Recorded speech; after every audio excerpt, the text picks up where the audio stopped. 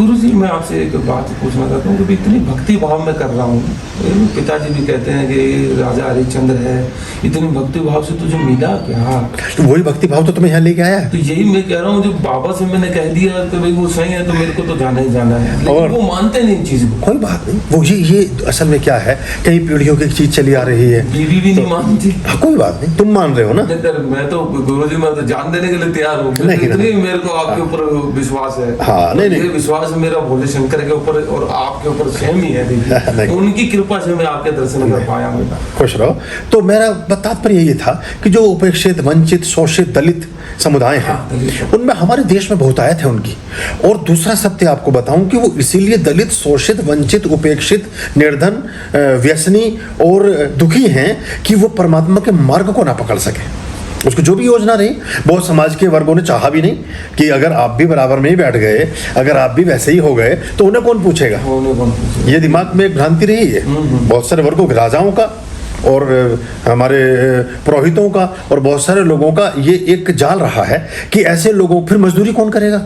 अगर कल को तुम गांव के सेठ हो गए, कल को तुम हिसार के मेयर बन गए, तो तुम किसी का मजदूरी मांगने थोड़ी जाओगे। फिर तो तुम्हारे यहाँ मजदूर काम करेंगे, तो तुम्हें बनने ही न दो ना। तुम्हें ऐसी विद्या ही मत बताओ जिससे तुम बन सको, तभी तो तुम्हारा शोषण किया जा सकेगा, तभी तो तुमसे काम लिया जा सकेगा। लेकिन मैं मानता हूँ धर्म है सबके लिए, और हम हिंदुओं में ये बहुत बड़ा एक दोष रहा और हिंदू इससे कमज़ोर हुआ है। हम इसमें एक रिवाइवल कर रहे हैं और हम सभी वर्गों को मेल रहे हैं, मिला रहे हैं उनको। अभी अगले कदम में हम रोटी बेटी का व्यवहार भी शुरू करेंगे। हाँ, हम संबंधों का भी सिस्टम शुरू करेंगे। हम बिना 1 रुपया लिए 1 चांदी के सिक्के से विवाह करेंगे और परस्पर विभिन्न जातियों के विवाह होंगे, तो उससे समरसता आएगी सबके बीच। ये द्वेष भाव खत्म होंगे, ऊंच नीच ये वो सब खत्म होंगे। अभी भी लोग छुआछूत करते हैं। हाँ, राजस्थान वगैरह में बहुत जगह है, दूर से पिलाते हैं। अब एक देखिए, कोई चावला जी है, एक कोई अरोड़ा जी है, कोई मिश्रा जी है, एक कोई वर्मा जी हैं, कुछ शर्मा जी हैं, वो हो गया, कुछ अग्रवाल साहब हैं, वो चमड़े की दुकान खोलते हैं और चमड़े का काम करते हैं। उन्हें आप चर्मकार नहीं मानते? नहीं, उनको नहीं मानते। और जो जातिगत चर्मकार, जो हम जैसे हम वो चाहे उनका आचरण उनसे श्रेष्ठ हो, चाहे वो अध्यापन में हो, चाहे, ये हमें दूरी समझनी पड़ेगी। तो जो उस कार्य को कर रहा है उसको वही मानो ना फिर आप। तो ये फिर वो काम के अगर देखें तो फिर जो नाई है वो नाई है, चाहे वो बनिया ही काट रहा हो उसको तो नाई है, वो तो नाई है, चाहे वो मुसलमान है, चाहे सिख है। तो हम ऐसे ये भ्रांतियां एक्चुअली बड़े लंबे समय तक चली, एकदम से खत्म नहीं होंगी। मैं भी कह जरूर रहा हूँ, आपसे बातें कर जरूर रहा हूँ, ये आसानी से मिटने वाली नहीं है, टाइम लगेगा, बहुत टाइम लगेगा। फिर चलो ऊंचे वर्गों में तो जो मतभेद हैं ही, छोटे वर्गों में भी मतभेद हैं। वो भी वो अपने में भी छोटे बड़े मान रहे हैं, उसमें भी मान रहे हैं, उनके जो गोत्र हैं। देखिए, ये सही बात कह रहे हैं। जो चर्मकार है वो हरिजन के यहाँ विवाह नहीं करना चाहता। हाँ। जो मेला ढोने का काम करते हैं, बस तो अब उसकी जरूरत रह नहीं गई और वो खत्म भी होना चाहिए। तो उसकी दुनिया बदल गई, सब कुछ बदल गया, लेकिन वो उनको नीचा मान रहा है। तो आपस में मतलब जो शूद्र भी हैं, शूद्रों में भी बहुत मतभेद है। वो सोच ऐसी हो गई ना। हाँ, तो वो हमें समझना पड़ेगा और उसे खत्म करना चाहिए, उसकी कोई जरूरत है नहीं। और परमात्मा के पथ पे हमारे जो वेद हैं, वेद में कहीं नहीं लिखा कि हे इस बिरादरी के मानने वालों, हे इस वर्ण से आने वालों, वहाँ लिखा मनुष्य मात्र, हे प्राणी मात्र, हे मनुष्य मात्र। एक भी मंत्र आप मुझे चारों वेदों का नहीं दिखा सकते जिसमें किसी जाति सूचक शब्द का प्रयोग करके किसी व्यक्ति के लिए कहा गया हो। लेकिन ये जातियां तो बहुत है गुरुजी। वो जाति एक्चुअली काम थे, वो काम उससे हम जानने लगे। जैसे अब देखिए, कोई आदमी चाय का खोखा करता है तो हम उसका नाम लेंगे रमेश चाय वाला। हाँ। अरे रमेश चाय वाला, तो हो सकता है 500 साल बाद चाय वाला एक जाति बन जाए।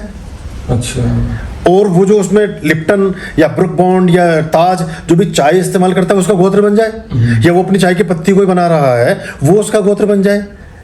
जैसे योग जाति हो जाए और पतंजलि गोत्र बन जाए। हाँ, जैसे पत्रकारिता एक बिरादरी हो जाए और आज तक और स्टार न्यूज और दूरदर्शन ये सब गोत्र बन जाए। ये ऐसे ही तो था पहले। कहते थे पिताजी वगैरह के सब वो राजा महाराजा के जो जीन होती थी घोड़ों की जी, उनके वस्त्र वगैरह ये बनाते थे हम, मतलब पुरखों से। देखो एक बात, धीरे धीरे काम चेंज हो गया तो ये तो फिर खानदान। एक व्यक्ति थे राजस्थान के, जैनी थे वो, उनसे मेरी बात हो रही थी।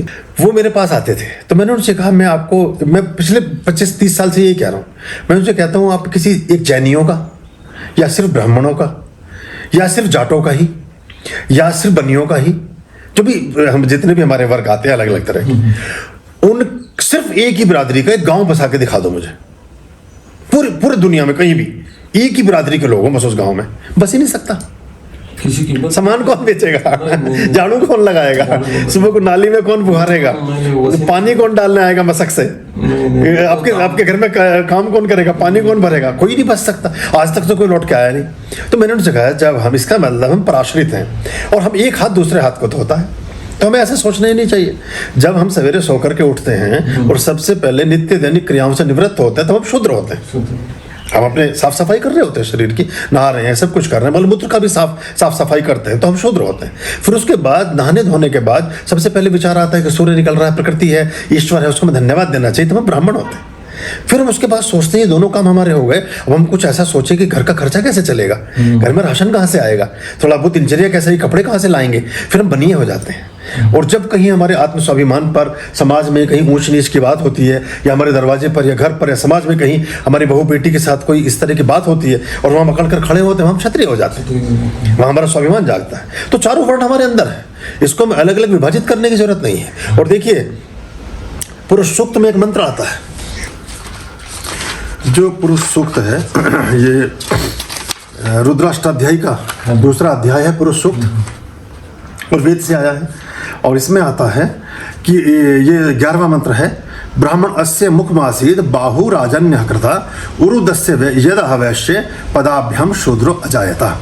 इसका तात्पर्य ये है, इसमें सब बता रहे हैं कि कैसे ब्रह्मा ने, कैसे प्रजापति के माध्यम से, जो प्रजापति है वो कुम्हार ही हैं आज के, जो दक्ष प्रजापति जो सती पार्वती के पिता हैं, तो उन्होंने जो पुतला बनाया उसमें क्या क्या चीजें स्थापित की ब्रह्मा ने। उस जो परम पुरुष है, जो पुरुष सूक्त में मुख से ब्राह्मण उत्पन्न हुए, बाजुओं से क्षत्रिय, और दोनों जो उरु हैं उनसे वैश्य, और पैरों से शूद्र प्रकट हुए। पैरों से शूद्र, तो पैरों से शूद्र प्रकट हुए। अब आप एक बार बताएं, फिर इसमें आगे के मंत्रों में मन से चंद्रमा का जन्म हुआ, आंखों से सूर्य का जन्म हुआ, कानों से वायु का, प्राण का, मुख से अग्निदेव प्रकट हुए। फिर आगे आता है नाभि से अंतरिक्ष लोक बना, सिर से स्वर्ग प्रकटित हुआ, पैरों से पृथ्वी, कानों से दिशाएं उत्पन्न हुई। इस प्रकार पुरुष में ही ये सब लोक कल्पित हुए। 11 से 13वें मंत्र तक अगर आप देखेंगे, ये श्री सूक्त में भी है ये अध्याय। अब आप मुझे बताएं कि आप परमात्मा के जब किसी भी मंदिर में जाते हैं, कहीं पर भी जाते हैं, चाहे तिरुपति बालाजी जाएं, चाहे कैलाश जाएं, कहीं भी जाएं, आप पूजा किसकी करते हैं? भगवान के जो प्रतिमा सामने खड़ी है उसके पैरों की तो पूजा करते हैं। करते तो उसी की पूजा है। सिर की पूजा तो कोई नहीं करता, ना बाजुओं की करता, ना उनके उरु की करता, ना किसी चीज की भी नहीं करता। तो पूजा तो पैरों की हो रही है। तो जो पूरा व्यक्ति नतमस्तक, अगर इस शास्त्र की बात को समझ लें तो पूरा जो दुनिया, हमारा जो पूरा समाज है वो तो नतमस्तक शूद्र के सामने है। फिर तो इसको ऐसे जोड़ लो, फिर आप पैरों में जो शूद्र का वास है, तो फिर तो शूद्र के प्रति नतमस्तक है आदमी। ये हम समझ ही नहीं पाते इस बात को। ये वेद में लिखा है, मैंने नहीं लिखा, ये 50,000 साल पुरानी बात है।